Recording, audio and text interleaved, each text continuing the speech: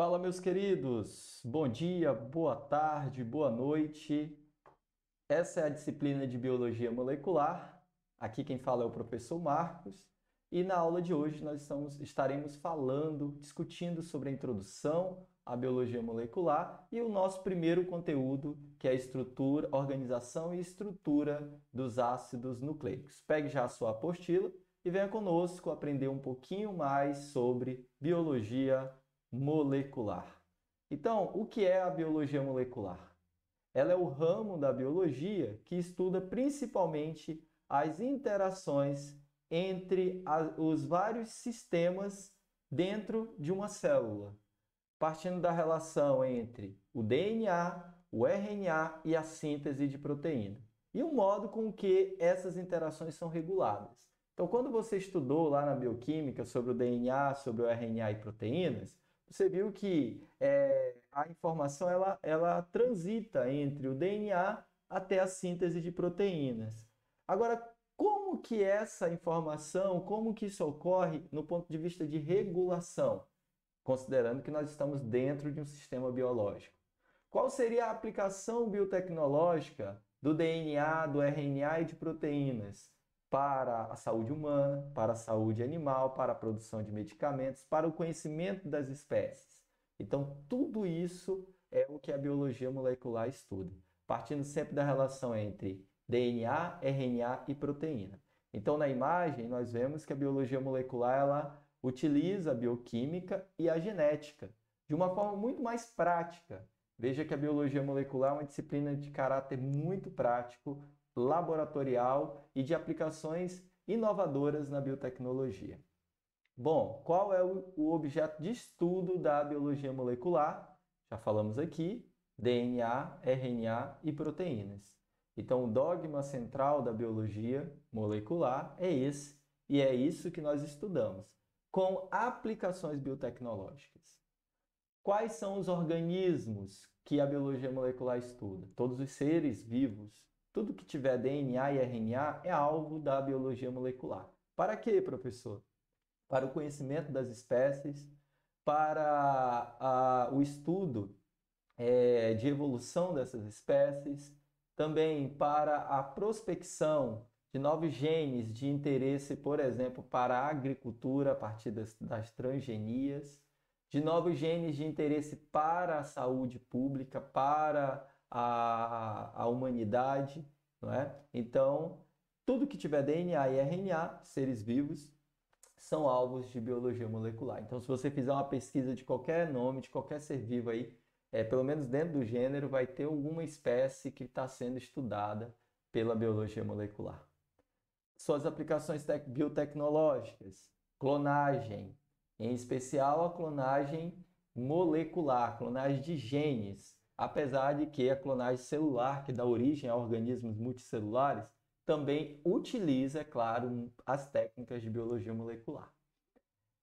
Transgenia, muito importante. Se não fosse a transgenia, dificilmente nós teríamos a segurança alimentar que temos hoje.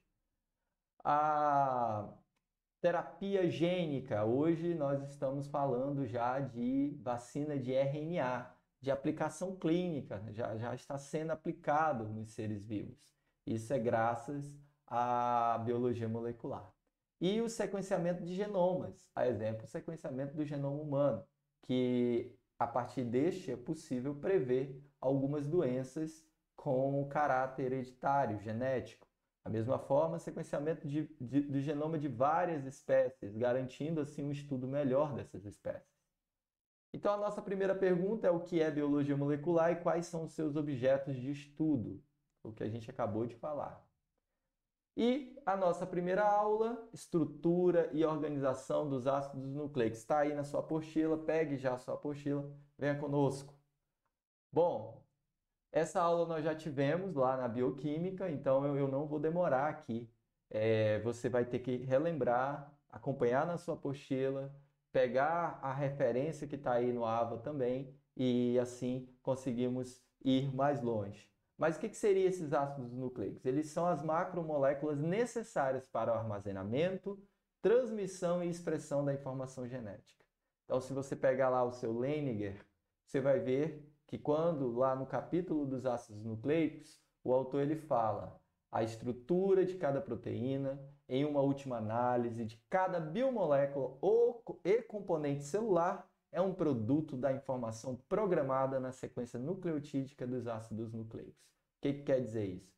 Quer dizer que os ácidos nucleicos são os atores que regulam toda a produção de proteínas. Então, como as proteínas elas são as macromoléculas que desempenham as principais funções dentro da célula, inclusive na formação de lipídios, por exemplo, que é uma outra macromolécula, então o DNA, em uma última análise, ele tem a informação programada para todas as biomoléculas. Ah, mas ele dá origem a apenas uma proteína, ótimo, mas as proteínas elas são as ferramentas utilizadas pelas células para produzir outras biomoléculas, manipular outras biomoléculas como outras proteínas, como lipídios, como vitaminas, ok? Como os próprios ácidos nucleicos, então veja que os ácidos nucleicos eles têm o domínio da vida. Aqui é a história dos ácidos nucleicos, nós já conversamos. Johann Friedrich Mesler, lá em 1869, bioquímico, ele descobre que as células tinham um núcleo e esse núcleo ele era ácido, por isso o nome ácidos nucleicos. A partir de 1940, foi observado que os genes eles eram responsáveis pela herança biológica. Então, com alguns estudos com bactérias, foi possível determinar isso. E também, né, essa informação ela já vinha pela observação da hereditariedade. E em 1953, finalmente, nós tínhamos a estrutura do DNA, a descoberta da estrutura do DNA, né, por James Watson e Francis Crick. E aqui temos também a figura da Rosalind Franklin, né? E a nossa próxima pergunta é justamente essa: qual foi a contribuição de Rosalind Franklin na descoberta da estrutura do DNA? Então, para que você possa lembrar um pouquinho das nossas aulas de bioquímica. Temos dois tipos de ácidos: o ácido desoxirribonucleico, DNA, ele armazena as informações genéticas da maioria dos seres vivos. Eu e você temos ácido do tipo DNA como armazenador de informação genética e também temos o RNA como o principal transportador dessa informação genética, né? O principal carregador dessas informações para a produção de proteínas.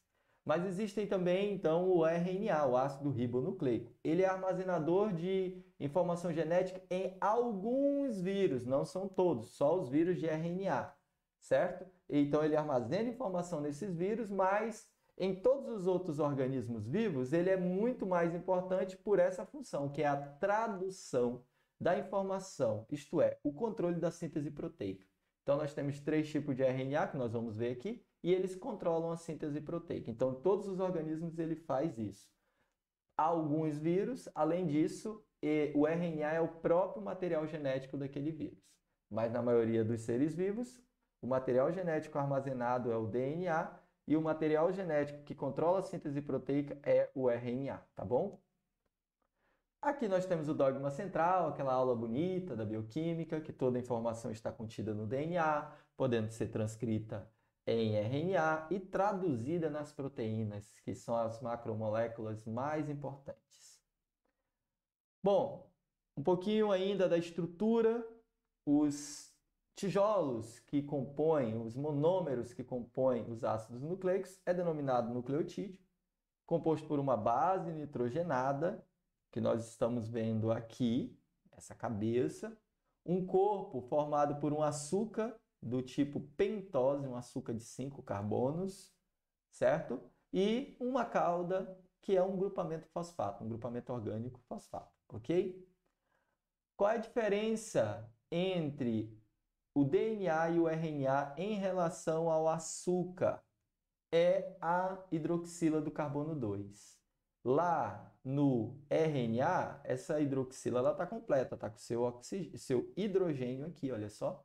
Por isso que é ácido ribo, de ribose, o nome do açúcar é ribose. Então, ribonucleico, porque a hidroxila está completa no carbono 2. Já o DNA, veja, olha, perde esse hidrogênio, perde o oxigênio, ficando apenas o hidrogênio. Por isso que é desoxi, olha, perdeu, né? Desfazer, então esse des é de perder, desoxi, perdeu o oxigênio. Por isso que nós chamamos de ácido desoxirribonucleico. Então a primeira diferença bioquímica entre o DNA e o RNA está na pentose. Enquanto o RNA tem a hidroxila completa no carbono 2, por isso que ele é ribonucleico, o DNA perdeu o oxigênio, por isso que é desoxirribonucleico. A base tem dois tipos de base que compõem o DNA e o RNA, que é as bases purínicas ou púricas, não é? Que tem esses dois anéis de cadeia fechada, que são a adenina e a guanina, e as bases pirimídicas, que é a citosina, timina, no caso do DNA, e uracila, no caso do RNA. Então, aqui nós temos os nucleotídeos de DNA, adenina, guanina, timina e citosina. Lembrando que esses nomes se referem aqui sempre a essa base nitrogenada, que é a cabeça da molécula que compõe o DNA, ok? E aí, já no RNA, olha só, nós temos também uma adenina, nós temos uma guanina, só que ao invés da timina, olha, nós temos a uracila, certo? E a citosina aqui também, que é comum entre as duas bases. Lembrando que a estrutura é diferente, olha só, aqui nós temos hidroxila no carbono 2 do RNA, enquanto nós temos apenas o hidrogênio nesse carbono quando é o DNA. Então, do ponto de vista bioquímico, qual é a diferença entre o DNA e o RNA? Primeiro, nós já vimos lá, é a pentose, essa ribose, que no RNA tem a hidroxila no carbono 2, enquanto no DNA perdeu o oxigênio, por isso que ele é desox. Uma outra característica diferente, né, bioquímica, é que o DNA vai ter timina, enquanto o RNA vai ter uracila como base nitrogenada. Bom, a ligação entre esses tijolos que compõem a fita é chamada ligação fosfodiéster. Ela ocorre entre o carbono da posição 5 da molécula, olha, só contar, ó, 1, 2, 3, 4, 5, carbono da posição 5, com a hidroxila presente no carbono 3 da outra molécula. Então, olha, uma timina ligando com uma adenina. Carbono, o fosfato presente no carbono 5, se ligando com a hidroxila presente no carbono 3. Por isso que a gente fala 5' 3', que é o sentido da ligação entre os tijolinhos, entre as bases nitrogenadas. Sempre o fosfato do carbono 5 com a hidroxila do carbono 3 da próxima molécula. Aqui são algumas características dos ácidos nucleicos, você pode estar lendo na sua apostila. O DNA ele forma dupla fita, e essas fitas elas interagem a partir de pontes de hidrogênio. Existem três pontes de hidrogênio entre a adenina e a timina. Perdão, existem três pontes de hidrogênio entre a citosina e a guanina e duas pontes de hidrogênio entre a adenina e a timina. A ponte de hidrogênio é uma ligação não covalente, não é? De átomos, de moléculas que possuem átomos de hidrogênio e de nitrogênio e de oxigênio para que possa ocorrer essas pontes, ok? Então, uma ligação não covalente. Sendo que entre adenina e timina tem duas e entre citosina e guanina tem três. E uma outra coisa interessante é que as fitas são antiparalelas. Então, no DNA, você vai ver que tem uma fita no sentido 5', 3' e a outra 3', 5', e assim que elas se interagem, né? A estrutura do DNA é altamente flexível, nós já vimos isso. Veja que eles estão organizados, olha, mesmo em uma bactéria que tem um DNA circular, essa estrutura ela é extremamente flexível e ela forma como se fosse um novelo emaranhado na região nucleoide dessa bactéria. Já nos seres eucariontes, essas estruturas elas são tão organizadas, tão flexíveis, que elas vão se complexando até formar cromossomos inteiros. Isso se dá por essa flexibilidade, essa angulação entre a pentose e a base nitrogenada, que pode girar no sentido horário. O DNA ele possui dupla hélice, como eu disse, feito como um modelo de escada, né? E pode-se observar dois sulcos na estrutura do DNA, que nós chamamos fenda maior e fenda menor. A forma principal do DNA é a forma B, então ele girando no sentido horário, ok? Que é aquela estrutura que a gente sempre vê nos livros. Existem outras formas também que você vai estudar lendo a apostila. A estrutura do DNA tem uma característica biofísica muito interessante, que é aquelas pontes de hidrogênio que liga as fitas. Ao aquecer, você consegue desligar essas pontes de hidrogênio. Então, as fitas se abrem como se fosse um zíper. E quando você esfria esse material, essa fita ela interage de novo, fechando, se ligando novamente, base por base, adenina com timina, citosina com guanina. Então, é muito interessante. Com o calor, você consegue abrir as fitas e com o esfriamento, você consegue fechá-las sem danificar o DNA. Ok? Essa é a característica biofísica mais importante que permitiu a manipulação do DNA, a capacidade de remodelamento da fita. Ao aquecer, ela se desenovela. Ao esfriar, ela se reenovela, ligando adenina com timina, citosina com guanina. E aí, nós temos ainda na estrutura do DNA metilações, vamos estudar mais a fundo, então fique tranquilo, vai ter uma aula só sobre isso. Algumas substâncias podem se ligar às bases nitrogenadas, causando deaminação, que vai causar mutações. Fique tranquilo, teremos aulas de mutação, uma aula específica. A radiação também pode formar dímeros de timina, que na hora de dividir esse DNA vai causar mutações, pode causar mutações. Então, por isso que a radiação ultravioleta do sol de meio-dia, por exemplo, é muito nociva à saúde de todos os seres vivos. A estrutura do DNA nos procariotos, como eu disse, está numa região chamada nucleóide. Então, ele tem um DNA que não é enovelado em cromossomas, mas forma uma estrutura quase no centro das células.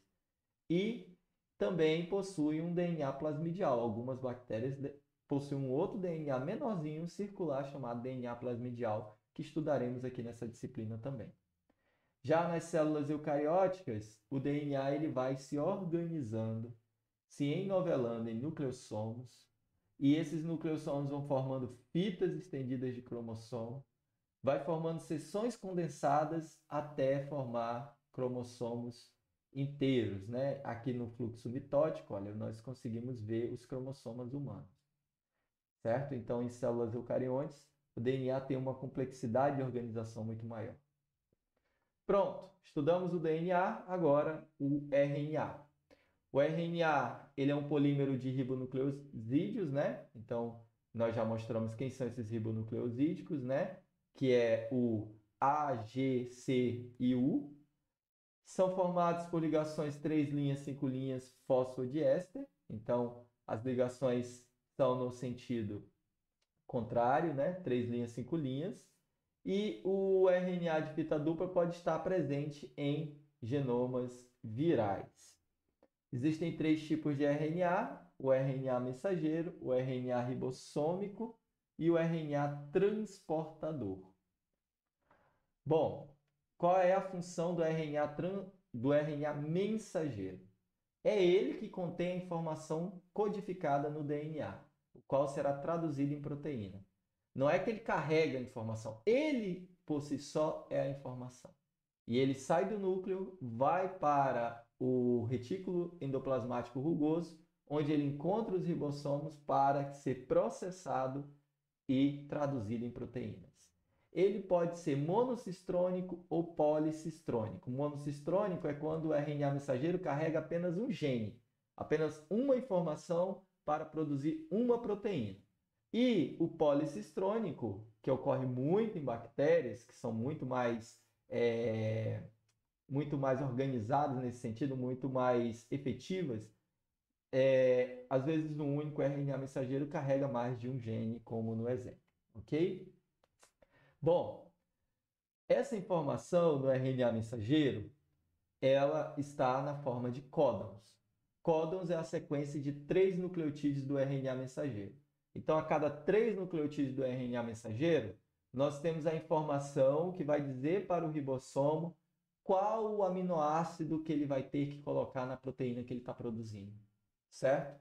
Então, por exemplo, todos os RNAs mensageiros vão começar com o nosso start códon, que é o AUG. Então, essa trinca de nucleotídeos, adenina, uracila e guanina, é sempre a cabeça do RNA mensageiro. E essa trinca vai dizer para o ribossomo que o primeiro aminoácido da proteína é metionina. E aí por aí vai. Imagina que o próximo seja a trinca CGU. Então, o aminoácido que o RNA ribossômico vai botar na proteína em seguida é prolina. Imagina que foi GGU, então vai ser glicina. Vocês já estudaram isso aqui, com certeza vocês já conseguem trabalhar com essa tabela de códons. O que é interessante é que a nossa tabela de códons ela é degenerada. Por quê? Porque, olha só, várias trincas de nucleotídeos podem dar origem ao mesmo aminoácido. Pode ser entendido como o mesmo aminoácido. Isso é muito importante porque se houver uma mutação aqui, uma mudança, por exemplo, nesse último nucleotídeo, se mudar para C, não tem problema. Ainda assim, a proteína gerada vai ser uma valina, uma proteína com valina. Então, diríamos que essa mutação foi silenciosa, porque apesar dela estar presente, não mudou a proteína, certo? Isso é muito interessante. Por isso que o códon é degenerado. 64 nucleotídeos, perdão, 64 trincas de códon para 20 aminoácidos, para que se houver alguma mutação, ainda há esperança dessa mutação ser silenciosa. Então tá aqui, uma sequência de DNA, 5 linhas, 3 linhas, faça a fita de RNA. Lembrando que a fita de RNA ela tem o mesmo sentido do DNA, então é só transformar em RNA essa sequência. E depois me diz qual é a sequência da proteína gerada. Bom, temos o RNA transportador, olha, ele tem uma forma de cruz, né? Só a forma, gente. E aí ele tem as alças, alça D, alça T, o anticódon. O que é o RNA transportador? É o cara que carrega os aminoácidos para o ribossomo. Não só isso, ele determina a leitura do RNA mensageiro. Ele entra dentro do ribossomo e aí, a partir do anticódon, que é uma sequência complementar ao códon do mensageiro, ele diz, olha, é esse aqui mesmo e libera o seu aminoácido correspondente. Então, quem carregou aqui, ó, voltando, quem carregou a valina, por exemplo, foi o RNA transportador. Carrega, chega no ribossomo e encontra o RNA mensageiro, por exemplo, que carregava o CUG de trinca de códon. Ele encontra a partir dessa parte aqui da cruz, olha só, com o seu anticódon e libera o aminoácido correspondente. Isso é maravilhoso, certo? E por último, nós temos o RNA ribossômico. Ele é uma estrutura ribonucleica, riboproteica, perdão, porque tem tanto tanto RNA quanto proteína, uma estrutura então complexa, formado por duas subunidades, a subunidade maior e a subunidade menor. Em eucariontes, nós chamamos a subunidade maior de 60S e a menor de 40, e em procariotos nós chamamos de a maior de 50 e a menor de 30, ok? E aí se você soma, né, dá 90 e o outro dá 80. Não, gente, porque essas subunidades aqui, esse nome, ele foi dado a partir da centrifugação, porque essas moléculas são separadas por ultracentrifugação. Então, não é algo que você tem que somar e vai dar um valor, não, tá bom? Bom, a pergunta 6 define a estrutura e função do RNA mensageiro, do RNA transportador e do RNA ribossômico, tá bom? Bom, aqui no link você vai ter, nesse link aqui você vai ter uma aula sobre síntese proteica, que é importante você assistir, é muito importante para as próximas aulas você estar por dentro desse conteúdo, tá bom? Essas aqui são as nossas referências, Nelson, Lauleniger, temos também material aqui lá do Departamento de Bioquímica da Universidade de São Paulo, então todos os créditos a eles. Bioquímica Ilustrado, Rodwell, o Bioquímica Ilustrada, Dalton Ness também. Certo? Nos vemos então na nossa próxima aula. Valeu demais vocês estarem por aqui e até lá!